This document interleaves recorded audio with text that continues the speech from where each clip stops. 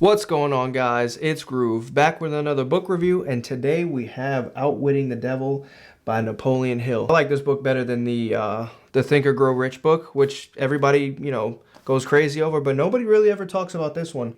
This is literally a book about him. He's having an interview. It's like he has the devil on trial, and he's in the courtroom, and he's interviewing the devil. This book was kept under wraps for about 80 years. Because, of course, he wrote this in like the 1930s. And, try going to a publisher and saying that, hey, I have this new book idea and I'm interviewing the devil. They would have put him in the loony bin immediately. He had passed on and his wife still didn't want it released. So she gave it to her daughter. And then her daughter didn't want it released until the daughter died. And anyways, like this book came out in, I believe, 2011. So again, he almost 100 years later, after he wrote this book, it was finally released. He goes on to talk about how you have two entities in your body at one time, and one is faith, and then the other one is fear. And, today we just let fear control us, and we see it every day on the news. It's just more fear, fear, fear, fear, fear. I've even noticed it. Even when it comes to YouTube and content creation, if you look at a video and it has, 5 reasons the world is getting better, it'll have 1,000 views. 5 reasons the world is getting worse, 10,000 views. Like, for some reason, we just gravitate towards fear, and we're just so fearful. So when he has the devil on trial, the devil's main trick or tactic, how he gets to people, is through fear. The devil uses fear to control people. When you are fearful or when you're scared, you think differently, you move differently, you plan differently, you talk differently, you raise your kids differently. Fear is, again, in the book, he describes fear as a manipulation tactic of the devil. When it comes to life and success, he talks about how, poverty is demonic. And it kind of like, at first, it's kind of like, you're kind of taken back, like, what I'm saying? Like, I know plenty of poor people. Like, what do you mean poverty is demonic? But it's true if you think about it. When somebody is poor and somebody doesn't have money or they're hurting, those are usually the ones that resort to doing the worst things, whether it be stealing or killing. It lowers your time horizon. So now instead of thinking, what is my life going to be like in 6 months or a year, or how I can plan for the next 5 years, it's kind of like, what do I need to do now to get some money? Or, what I'm saying? And it makes you think about, it lowers your time preference to right now, and sort of, kind of resorting to doing the worst things to just get by. And, he says that's just another trick of the devil, is to keep people in poverty. And so they go out and do the worst things in society. He's pretty much getting it out of the devil as far as, what tricks the devil uses to control society. He also tricks the devil into telling him, like, what you can do to not, go down the route of the devil and go down the route of faith. Thinking for yourself is the number one thing you can do to get away from the devil. Don't waste your time thinking positive.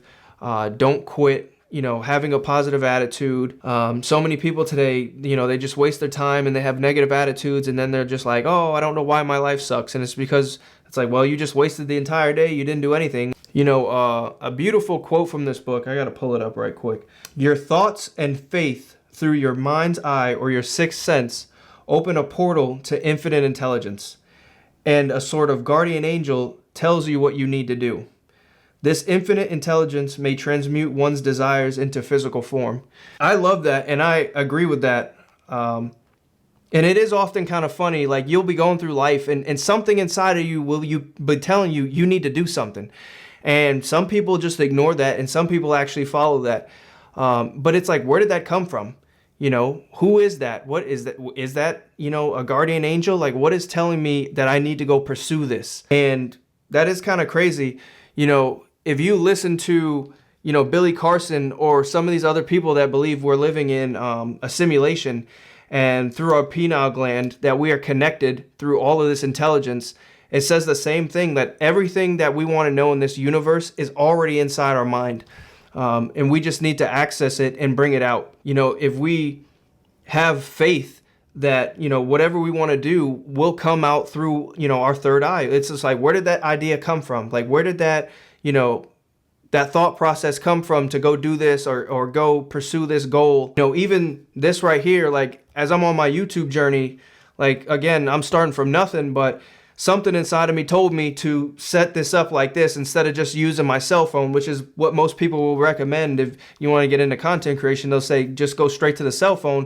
Well, something inside of me told me to, you know, set up this nice little background that I have and do it professional, you know, before I've even started making my first video. And so I kind of followed that voice myself, and you know, wherever it takes me is wherever it takes me, but it told me to do that, so that's what I did. The last part of this book is kind of funny. Not only does he have a conversation with the devil, but he literally like craps on the entire society and how things are run.